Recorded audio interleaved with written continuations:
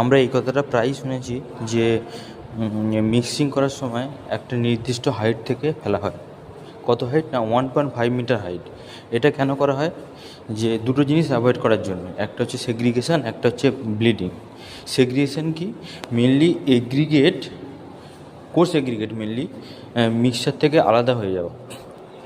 দেখো, আসলে বোঝো, ব্যাপারটা বোঝো।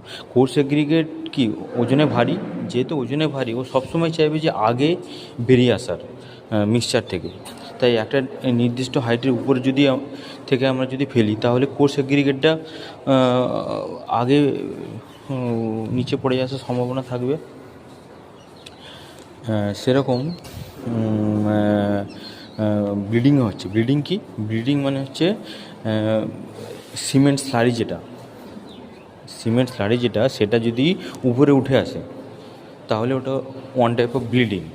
তাহলে এই দুটো ঘটনাই, সেগ্রিগেশন এবং ব্লিডিং, এই দুটো ঘটনাই একসাথে হয় যখন আমরা এই 1.5 মিটার হাইটের উপর থেকে কোনো মিক্সচারকে যদি আমরা প্লেস করি কোনো একটা কংক্রিটের ফর্মওয়ার্কে।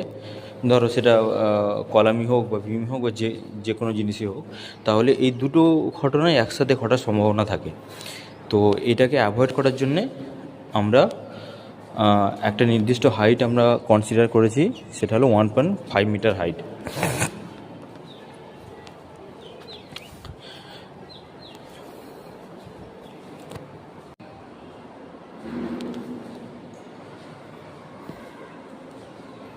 যেমন ধরো একটা কলাম তৈরি হয়েছে, কলামের ফর্মওয়ার্ক রেডি হয়েছে এবং কলামের যে আমরা খাঁচা যেটা বলি সেটা তৈরি হয়েছে।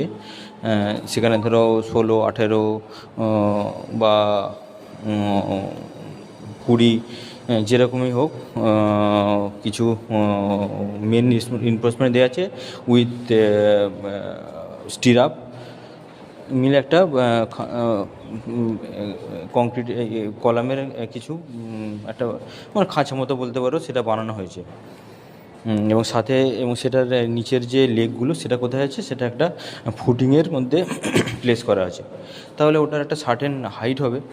এবার যদি মনে করা হয় যে কংক্রিটটাকে প্লেস করব আমাদের কাস্টিং শুরু হওয়ার সময়, তো সেখানে একটা নির্দিষ্ট হাইট মেনটেন করছি আমরা, সেটা হলো 1.5 মিটার হাইট। এবং as per IS code IS 456 এটাই বলা আছে।